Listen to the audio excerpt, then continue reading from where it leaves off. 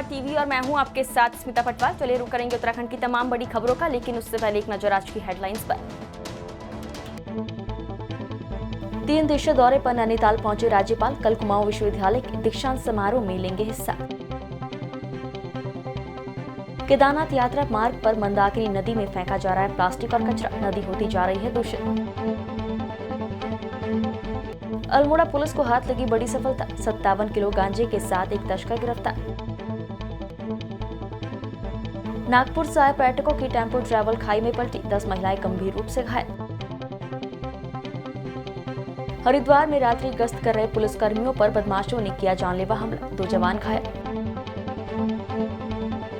CM Pushkar Singh Dhami ने कल Shyam Berinag block के अंतर्गत पाखू में स्थित न्याय की देवी मां कोटगाड़ी देवी के दरबार में हाजिरी दी। चंपावत से उपचुनाव लड़ रहे सीएम धामी का पहले सुबह मंदिर पहुंचकर मां कोकिला देवी के दर्शन करने का कार्यक्रम था, मगर शाम 5 बजे सीएम मंदिर में पहुंच सके।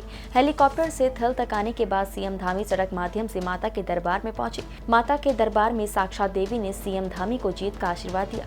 इस दौरान पूरा मंदिर परिसर ढोल डमरू की थाप पर माता के जयकारों से गुंजयमान हो गया। सीएम धामी के साथ गंगोलीहाट विधानसभा के विधायक फकीराम टमटा और पूर्व विधायक मीना गंगोला भी माता का आशीर्वाद लेने पहुंचे थे। इससे पूर्व कुंजी में साइकिल रैली का उद्घाटन और पिथौरागढ़ में करोड़ों की योजनाओं का शिलान्यास किया गया।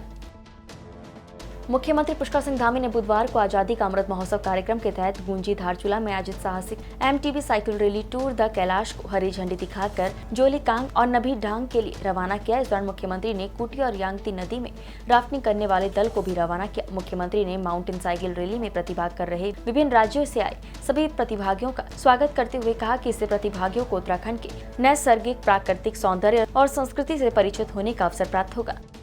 साइकिल रैली मैराथन के रूप में यहाँ पर हो रही है। निश्चित रूप से ये हमारे इस क्षेत्र में साहसिक पर्यटन, अन्य प्रकार का पर्यटन यहाँ लोगों के आने के लिए प्रेरित करेगा।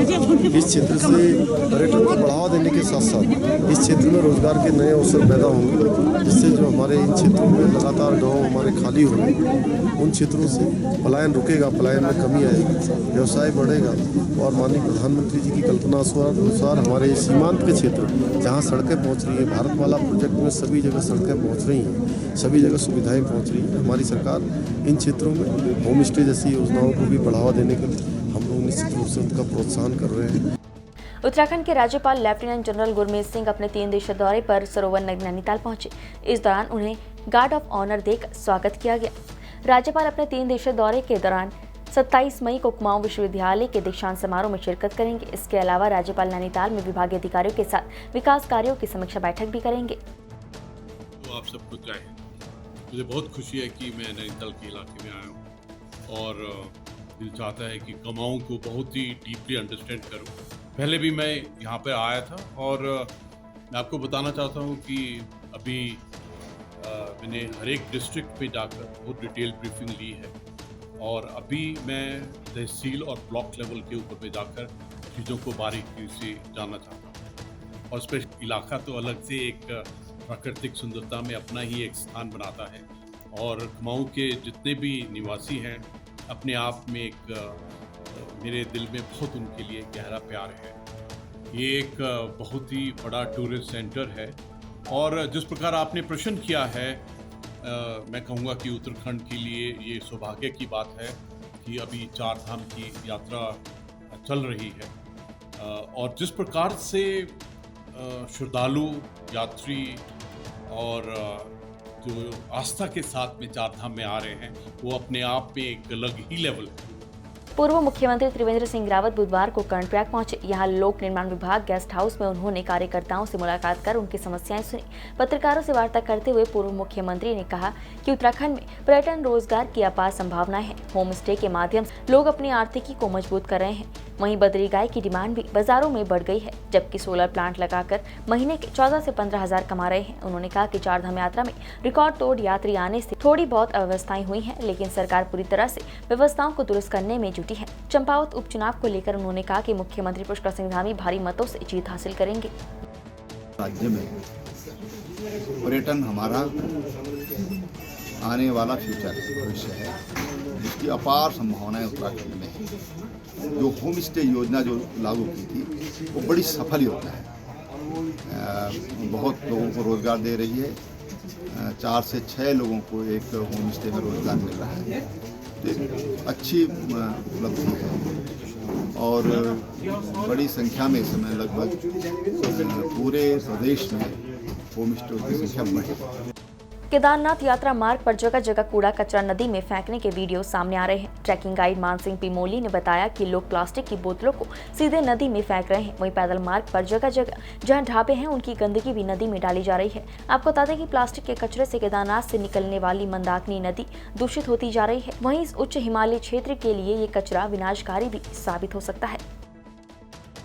ऑक्सीजन की कमी के चलते केदारनाथ क्षेत्र में तीर्थयात्रियों की परेशानी लगातार बढ़ रही है। खासतौर से पैदल मार्ग से केदारनाथ धाम जाने वाले यात्री इस समय से ज्यादा परेशान हैं। आपको बता दें कि बीते मंगलवार की शाम अलग अलग स्थानों से केदारनाथ धाम के दर्शन को जा रहे 3 यात्रियों की यात्रा मार्ग में अचानक तबीयत बिगड़ गई। गौरीकुंड से केदारनाथ पैदल मार्ग पर सांस फूलने और घबराहट बढ़ने से तीनों लोग गंभीर रूप से अस्वस्थ हो गए। बीती शाम लिंचोली स्थित स्वामी विवेकानंद चैरिटेबल अस्पताल में प्राथमिक उपचार के बाद तीनों यात्रियों को बुधवार को हेली एम्बुलेंस द्वारा एम्स ऋषिकेश पहुंचाया गया। एम्स की इमरजेंसी में उपचार के लिए भर्ती किए गए यात्रियों के परिजनों ने बताया कि मंगलवार दोपहर बाद केदारनाथ पैदल मार्ग पर रुक रुक कर तेज बारिश हो रही थी। इसी दौरान केदारनाथ से कुछ पहले पैदल चलते समय उन्हें ऑक्सीजन की कमी महसूस होने लगी। इनमें कुछ लोगों को सांस फूलने पर बेहोशी की शिकायत हुई और उन लोगों की स्थिति गंभीर हो गई। लिहाजा सभी को रात्रि समय लिंचोली के समीप स्थित अस्पताल में भर्ती कर प्राथमिक उपचार दिया गया, जबकि बुधवार को जिला प्रशासन के सहयोग से उन्हें हेली एम्बुलेंस के माध्यम से एम्स पहुंचाया गया। हरिद्वार के कोतवाली रानीपुर क्षेत्र में बदमाशों के हौसले इस कदर बुलंद हो गए हैं कि वो गश्त करने वाले सिपाहियों पर भी अब हमला करने से गुरेज नहीं कर रहे हैं। रानीपुर कोतवाली क्षेत्र में बुधवार देर रात में चेतक पर जानलेवा हमले से हड़कंप मच गया। आपको बता दें कि रात्रि 3 बजे गश्त के दौरान चेतक पर तैनात प्रतिपाल और विजयपाल शिवालिक नगर की तरफ से गुजर रहे थे।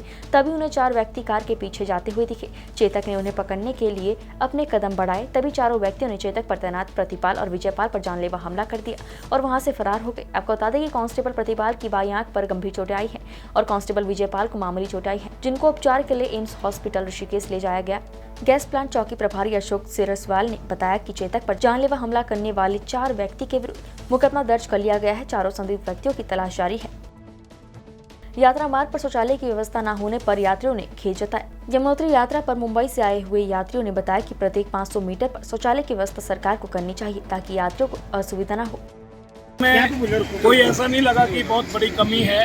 हमें जो 2-3 चीजें खली ना, जैसे लेडीज है सर, टॉयलेट की व्यवस्था बिल्कुल नहीं है। बिल्कुल आदमी वैष्णो देवी से टफ है, अगर देखेंगे तो ये यमुनोत्री की 4 धाम की यात्रा जो है ये वैष्णो देवी से भी टफ है। और दूसरा सर, कोई ऐसा प्रोविजन करो कि घोड़े वाले, पालकी वाले, उनके लिए ना एक लेन फिक्स कर दो। अब ऐसा हुआ कि जो यात्रा 2 घंटे की थी उसको उतरते हमें 4.5 से 5 घंटे लगे थे उतरने के लिए। जाने का तो पूछो ही मत आप। दूसरी चीज़ है कि सर आप होटल बनवाइए वहाँ। हमने ना नाश्ता नहीं किया हुआ है, सारे पंचर है, लेडीज लोग के किसी को माइग्रेन पकड़ लिया, किसी का सर दर्द दुख रहा है, बच्चों को एसिडिटी होगी, कुछ मिला ही नहीं खाने के लिए बस। बाकी तो हम और दूसरा क्या 500 मीटर के ऊपर सुलभ शौचालय भले वो आजकल टॉयलेट आ रहे हैं सर, बड़ा गंदा लगता है, कोई बाहर जाता है। मुंबई से आजकल टेक्नोलॉजी का इस्तेमाल किया जाता है। टेक्नोलॉजी का छोटे कैबिन टाइप जो है वो कहीं, क्योंकि लेडीज ना ओपन में नहीं। रानी पोखरी के राजकीय बालिका इंटर कॉलेज के प्रधानाचार्य को हटाने के लिए रानी पोखरी के जनप्रतिनिधियों में आंदोलन शुरू कर दिया है।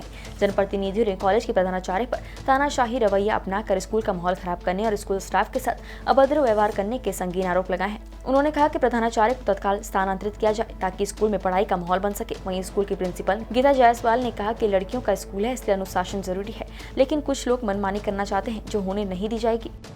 क्योंकि इनका यहाँ से कोई व्यवहार उचित नहीं है। अब उचित व्यवहार ना होने से टीचर्स और प्रिंसिपल में आपसी तालमेल नहीं है। अब जिस कारण जो है, जब आपस में तालमेल नहीं है तो उससे बच्चों का सफ़र हो रहा, पढ़ाई सफ़र हो रही है। तो इससे यह है कि प्रिंसिपल को हटा दिया जाए, बात ख़त्म है। और ये इसका अनुशासन तो बन जाएगा कम से कम यहाँ पर। कर्मचारी का जो शुरू से शोषण का व्यवहार रहा बच्चों से, स्टाफ से, कर्मचारियों से, और विद्यालय में जो ड्यूटी के दौरान आना, मंदिर जाना ड्यूटी के दौरान, ये इनका वो रहा शुरू से ही। और दूसरा ये है कि अनाप शनाप अपने और 30 नवंबर में जो इनका 5 साल से चल रहा था, अंदर खाने चल रहा था। 30 नवंबर को मैं एक अपनी बेटी के लिए छुट्टी के लिए गया, मैं शादी जाना था, तो उस समय देखा कि वहाँ लड़ाई हो रही। प्रिंसिपल मैडम वहाँ से बैठी खिड़की पे, मिस कॉल मार रही पर सामने नहीं आई, क्योंकि एक टीचर जो रिटायरमेंट हो चुकी थी 31 को बताई थी, 30 तारीख को उन्होंने जो उनके साथ अभद्र व्यवहार किया, जैसे कि टेबल कुर्सी उनकी टॉयलेट में छिपा दी। एक हमारे भारत में एक महिला सम्मान चल रहा है, एक महिला के नाते, एक गुरु के नाते वो किसी की बेटी, किसी की पत्नी, किसी की बहू हैं, बीवी हैं, माँ भी हैं, तो एक गुरु को ऐसा नहीं करना चाहिए। गुरु के साथ में क्या चाहते हैं, क्या होना? हम ये चाहते हैं कि इनके लड़ाई झगड़े से ऐसा कि इनका ट्रांसफ़र हो जाए, स्थानांतरण। हमें ऐसा प्रधानाचार्य नहीं चाहिए हमारे विद्यालय में, जो बच्चों की पढ़ाई में व्यवधान बने। एक्टिविटी सब प्रकार की होती हैं, हर प्रकार के प्रभारी बने हुए हैं और प्रभारी एक्टिविटीज़ करवाते हैं। ये आरोप सर्वथा गलत है।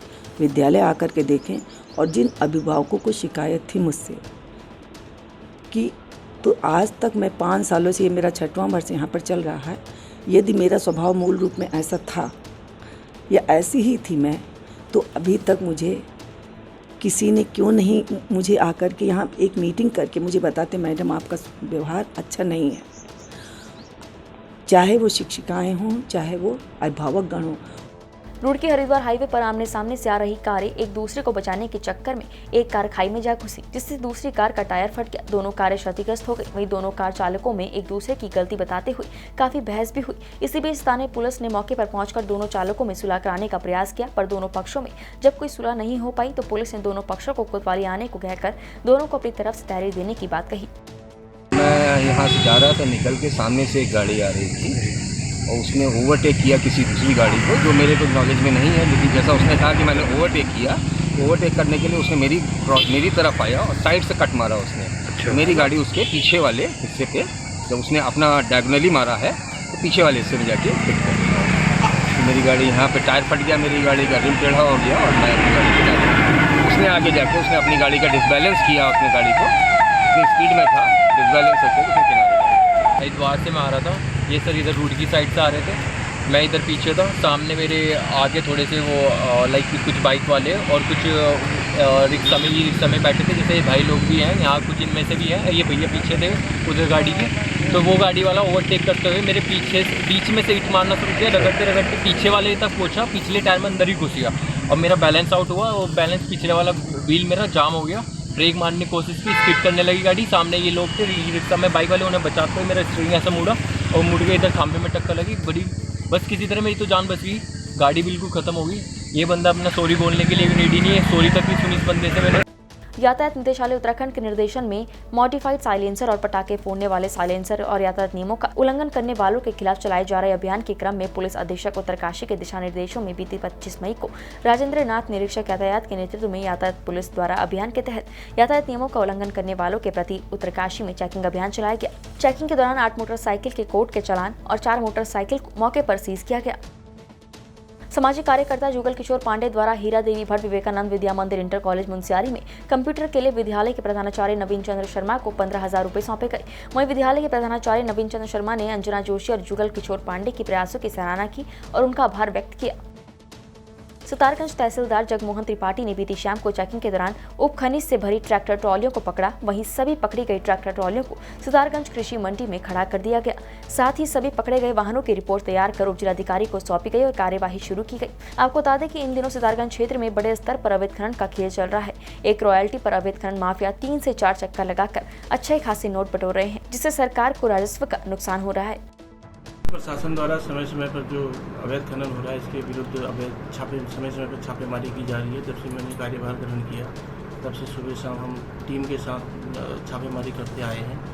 कल हमारे द्वारा सायं 4 बजे 4 ट्रालियाँ पकड़ी गई और पाया गया कि जो उनके पास रॉयल्टी थी वो सुबह 8 से 11 बजे की थी और जो रॉयल्टी का जब समय समाप्त हो चुका था और उसके बाद भी वो ट्रालियाँ ले जा रहे थे बगैर रॉयल्टी के। रॉयल्टी थी नहीं तो रॉयल्टी समय समाप्त हो गया उतना, और जो ट्रालियाँ हैं वो केवल उत्तराखंड से अनुमन्य है, जबकि वो ट्रालियाँ शायद उत्तर प्रदेश सीमा को जा रही थी। जो रॉयल्टी में था वही माल था उसमें, बाकी उसका कांटे में तोलने के बाद ही स्पष्ट हो पाएगा कि कितना अधिक था। उसके संबंध में जिलाधिकारी महोदय को आख्या प्रेषित की जा चुकी है। नैनीताल मार्ग पर कालाडूंगी के निकट नागपुर से नैनीताल घूमने आए पर्यटकों की ट्रैवलर खाई में गिरने से 10 महिलाएं गंभीर रूप से घायल हो गई। कालाडूंगी पुलिस और स्थानीय लोगों ने घटनास्थल पहुंचकर रेस्क्यू अभियान चलाया और सभी घायलों को सड़क पर लाए। घायल 10 महिलाओं में 2 महिलाओं की हालत नाजुक बनी हुई है। कालाडूंगी कोतवाल राजवीर सिंह नेगी ने बताया कि पुलिस को सूचना मिलते ही मौके पर जाकर ट्रैवल में फंसे लोगों को बाहर निकाला गया और उन्हें प्राथमिक उपचार के लिए कालाडूंगी के अस्पताल में भर्ती कराया गया। ये सभी पर्यटक नागपुर से नैनीताल घूमने आए थे और अब वापसी में ये हरिद्वार जा रहे थे। नैनीताल से कालाडूंगी की ओर आने पर लाल मटिया बैंड में टेम्पो ट्रैवलर अनियंत्रित होकर खाई की ओर पलट गया, जिससे उसमें सवार 10 महिलाएं गंभीर रूप से घायल हो गई। थाना प्रभारी ने बताया कि टेम्पो ट्रैवलर ब्रेक फेल होने के कारण अनियंत्रित होकर खाई में जा गिरा। वहीं कालाडूंगी अस्पताल में प्राथमिक उपचार देकर सभी 10 महिलाओं को हायर सेंटर हल्द्वानी रेफर कर दिया गया है। वहीं ड्राइवर को कोई चोट नहीं आई है। ये हमारे यहाँ पर जो है ये लोग नागपुर से नैनीताल आए थे, नैनीताल से हरिद्वार जा रहे थे। तो नैनीताल से लौटते वक्त कालाडूंगी के पास में लाल मटिया पे इनका एक्सीडेंट हुआ। इसमें 10 महिलाएं हैं और इन सबको हमने जो है हल्द्वानी रेफ़र किया है। इसमें से 2 की कंडीशन थोड़ा सा सीरियस है, लेकिन खतरे से बाहर है। अल्मोड़ा जिले के विकास कंसल्ट थाना पुलिस और एसओजी की टीम ने गांजे की तस्करी करते हुए एक युवक को गिरफ्तार किया है। उसके पास से 57 किलो गांजा भी बरामद किया गया है। पकड़ा गया तस्कर सल्ट क्षेत्र से गांजे की खेप लेकर उसे तराई में बेचने की फिराक में था। एसएसपी ने खुलासा करने वाली टीम को 2500 रुपए का नकद इनाम देने की घोषणा की है। जिले में अवैध रूप से नशा कारोबार करने वालों पर अंकुश लगाने के लिए एसएसपी प्रदीप राय ने एसओजी के साथ ही सभी थानों की पुलिस को नशा कारोबारियों के खिलाफ कार्यवाही करने के आदेश दिए हैं। बुधवार को एसओजी ने सल्ट थाना पुलिस के साथ मिलकर सल्ट क्षेत्र के कटपतिया तिराहे पर चेकिंग अभियान चलाया। चेकिंग के दौरान पुलिस ने कार को रोककर उसकी तलाशी ली। कार में 57 किलो गांजा बरामद हुआ। यात्रा मार्ग पर गुप्तकाशी के समीप खाकरा गदेरे में प्राकृतिक जल स्रोत के नजदीक ही कूड़े का निस्तारण किया जा रहा है, जिस वजह से आसपास के ग्रामीणों का रहना भी मुश्किल हो गया है। वहीं इस कूड़े की वजह से यहां बंदर और सुअरों का भी आतंक मचा है। आपको बता दें कि गुप्तकाशी का सारा कूड़ा इसी प्राकृतिक जल स्रोत में फेंका जा रहा है, पर जिला प्रशासन रुद्रप्रयाग आंख मूंद कर बैठा है। ग्रामीणों का कहना है कि सबसे गुहार लगाकर थक चुके हैं, पर यहाँ कोई सुनने वाला नहीं है। आपको बता दें कि यात्रा मार्ग पर और प्राकृतिक जल स्रोत के नजदीक कूड़ा डालने से भविष्य में यहाँ बड़ा खतरा भी पैदा हो सकता है। उत्तराखंड की तमाम बड़ी खबरों में फिलहाल इतना ही। बाकी खबरों के लिए देखते रहिए पहाड़ टीवी। नमस्कार।